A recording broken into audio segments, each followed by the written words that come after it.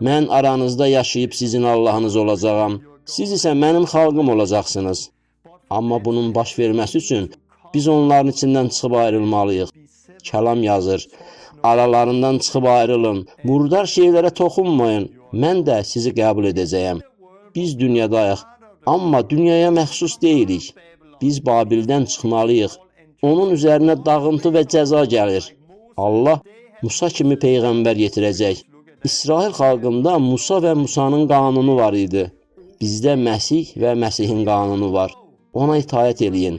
Məgər bilmirsiniz ki, haqsızlıq edənlər Allahın padşahlığını irs olaraq almayacaq? Burada ruhani padşahlıqdan söhbət getmir. Biz göydən enəcək əsl padşahlıqdan danışırıq. Yeni səma, yeni yer, səmavi Yerusəlim, Eden bağı. Haqsızlıq edənlər Allahın padşahlığını irs olaraq almayacaq.